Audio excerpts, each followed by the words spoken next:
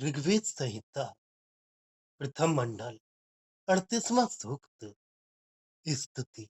बहुत चाहने वाले तथा आसन पर बैठने वाले मर्दों, बाप पुत्र को जैसे अपने हाथों से उठा लेता है, उसी प्रकार तुम भी हमें सचमुच कब भला अपने कर कमलों से धारण करोगे। सचमुच तुम भला किधर जाओगे? तुम किस उद्देश्य को लक्ष्य में रखकर जाने वाले हो? तुम भले ही द्युलोक से प्रस्थान करो, लेकिन इस भूलोक से तुम कृपा करके ना चले जाओ। भूमंडल पर ही अविरत निवास करो। तुम्हारी गौएं भला कहीं नहीं रवाती हैं? हे वीर मरुदगण, तुम्हारी नई नई संरक्षण की आयोजनाएं कहाँ हैं? तुम उच्च कोटि के वैभव तथा सुख के साधन ऐश्वर्य तुम्हारे किधर हैं? और सभी प्रकार के सौभाग्य कहाँ हैं? हे मार्तभूमि के सुपुत्र वीरों, तुम यद्यपि मर्त्य या मरणशील हो, तो भी तुम्हारा स्तोता बेशक अमर होगा। हिरण जैसे तृण को असेवनीय नहीं समझता है, ठीक उसी प्रकार तुम्हारी स्तुति एवं सराहना करने वाला तुम्हें असेव्य या अप्रिय ना होने पाए, और वैसे ही वह यमलोक की राह पर ना चले, अर्थात उसकी मौत ना होने पाए। अत्यधिक मात्रा में बलिष्ठ तथा विनाश करने में बहुत ही कठिन ऐसी बुरी दशा या दुर्दशा हमारा विनाश ना करे। प्यास के मारे उसी का विनाश हो जाए। मरुभूमि में भी तेज युक्त और बलिष्ठ महान वीर मरुत वायु रहित वर्षा को चहुं ओर कर डालते हैं। यह सच बात है। जब इन मर्दों की सहायता से वर्षा का सृजन होता है, तब रवाने वाली गौ के समान बिजली बड़ा भारी शब्द करती है, और माता जिस प्रकार बालक को अपने समीप रखती है, वैसे ही बिजली मेघों के समीप रहती है। हे वीर मरुत, जब भूमि को गीली या आर्द्र कर डालते हैं, उस समय जल से भरे हुए मेघों से सूर्य को ढककर दिन की बेला में भी अंधियारी फैलाते हैं। मर्दों की दहाड़ या गर्जना के फलस्वरूप निम्न भाग में अवस्थित पृथ्वी में पाए जाने वाला समूचा स्थान विचलित, विकंपित एवं स्पंदमान हो उठता है, और मानव भी कांप उठते हैं। हे वीर मर्दों, बलयुक्त बाहुओं से युक्त तुम सुंदर नदियों के तटों पर से बिना किसी थकावट के गमन करो। ये तुम्हारे रथ, रथ के अरे तथा घोड़े एवं लगाम सभी दृढ़ तथा अटल और ठीक प्रकार परिष्कृत हो। ज्ञान के अधिपति अग्नि को, अर्थात नेता को देखने योग्य मित्र के समान स्तुति करने के लिए सातत्य युक्त वाणी से प्रमुख तथा सराहते जाओ। तुम्हारे मुंह के अंदर ही लोक को भली भांति नाप जोख कर तैयार करो, और मेघ के समान विस्तारित करो। वैसे ही गायत्री छंद में रचे हुए काव्य का गायन करो। तेज युक्त स्तुत्य अथवा सराहनीय तथा पूजनीय ऐसे वीर मर्दों के दल या समुदाय का अभिवादन करो। यहाँ पर हमारे समीप ही ये वृद्ध रहे। भावार्थ, जिस भांति पिता का आधार पाने से पुत्र निर्भय होकर रहता है, ठीक उसी प्रकार भला कब हमें इन वीरों का सहारा मिलेगा।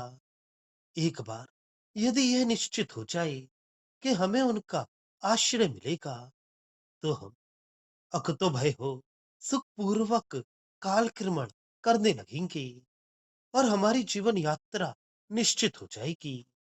वीर मरुत कहाँ जा रहे हैं? किस दिशा में वे गमन कर रहे हैं? किस अभिप्राय से वे अभियान कर रहे हैं? हमारी ये तीव्र लालसा है कि वे द्युलोक से इधर पधारने की कृपा करें, और इस अवनी तल पर सदा के लिए निवास करें। कारण यही है कि उनकी छत्र छाया में हमारी रक्षा में कोई त्रुटि ना रहने पाएगी। अतः वे इधर से अन्य किसी जगह ना चले जाएं। मर्दों की गहुएं सभी स्थानों में विद्यमान हैं और वे अत्यंत आनंदवश रवाती हैं। वीर मरुत संरक्षण कार्य का बीड़ा उठाते हैं। अतः जनता की रक्षा भली भांति हुआ करती है और वे श्रेष्ठ वैभव एवं सुख पाने में सफलता प्राप्त करती है। वीरों के लिए यह अति उचित कार्य है कि वे जनता की यथोचित रक्षा कर उसे वैभवशाली तथा सुखी करें। शूरवीर मरुत मार्तभूमि मार्तभाषा तथा गौ माता की सेवा करने वाले हैं और यद्यपि ये स्वयं मर्त हैं तो भी इनके अनुयायी अमरपन पाने में सफलता पाएंगे। जैसे हिरन जौ के खेत को सेवनीय मानता है, उसी तरह तुम्हारा बखान करने वाला कवि तुम्हें सदैव प्रिय लगे और वह मृत्यु के दायरे से कोसों दूर रहे। यमलोक को पहुंचाने वाली सड़क पर संचार ना करे, यानी वह अमर बने। विपदा बुरी हालत एवं भाग्य चक्र के उलटफेर के फलस्वरूप होने वाली परिस्थिति बलवत्तर होती है और उसे हटाना तो कोई सुगम कार्य बिल्कुल नहीं।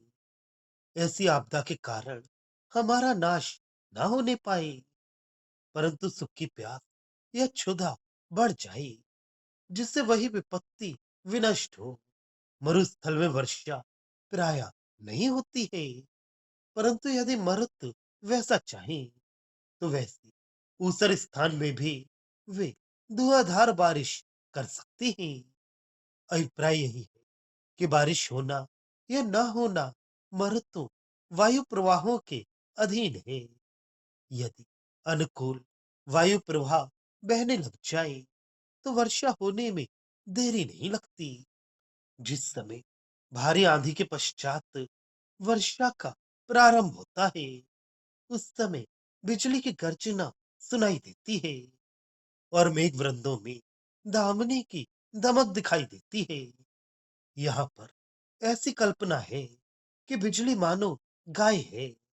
वे जिस तरह अपने बछड़े के लिए रवाती है और अपने वत्स को समीप रखना चाहती है, उसी तरह बिजली मेघ का आलिंगन करती है। जिस वक्त मरुत बारिश करने की तैयारी में लगे रहते हैं, तब समूचा आकाश बादलों से आच्छादित हो जाता है। सूर्य का दर्शन नहीं होता, अंधेरा फैल जाता है और तदुपरांत वर्षा के फलस्वरूप भूमंडल गीला या पानी से तर हो जाता है। तीव्र आंधी, बिजली की दहाड़ तथा चमकने से समूची पृथ्वी मानो विचलित हो उठती है और मनुष्य भी सहम जाते हैं, तनिक भयभीत से हो जाते हैं। इन वीरों के बाहुओं में बहुत भारी शक्ति है और इस बाहुबल से चतुर्दिक ख्याति पाते हुए ये वीर नदियों के नयन मनोरम तट की राह से थकान की तनिक भी अनुभूति पाए बिना आगे बढ़ते जाएं। वीरों के रथ, पहिए, अरे, अश्व एवं लगाम सभी बल युक्त एवं सुसंस्कृत रहे। अश्व भी भली भांति शिक्षित हो तथा रथ जैसी चीजें भी सुहाने वाली एवं परिष्कृत हो। अग्नि मर्तों का मित्र है तथा ज्ञान का स्वामी है, इसलिए इसकी महिमा की सराहना करनी चाहिए। मन ही मन अक्षर संख्या गिनकर श्लोक तैयार कर रखे और वह कंठस्थ या मुखस्थ हो। यह आवश्यक है कि ऐसे श्लोक में किसी न किसी वीर पुरुष की महनीयता का बखान किया हो।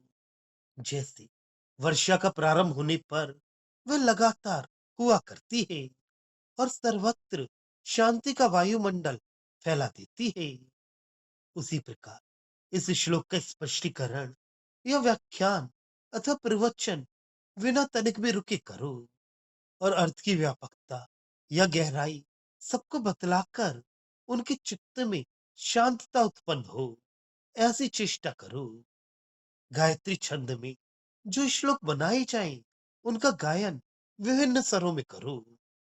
तीज अत्यधिक मात्रा में परिपूर्ण, प्रशंसा के योग्य तथा आदर सत्कार के अधिकारी जो वीर हो, उनको ही प्रणाम करना, उनके सम्मुख ही शीश झुकाना अति उचित है। अतः तुम ऐसा ही करो तथा तुम इस भांति सतर्क एवं सचेष्ट रहो कि अपने संग में एवं समाज में ज्ञान वृद्ध, वीर वृद्ध, धन वृद्ध तथा कर्म वृद्ध महान पुरुष पर्याप्त मात्रा में रहने पाए।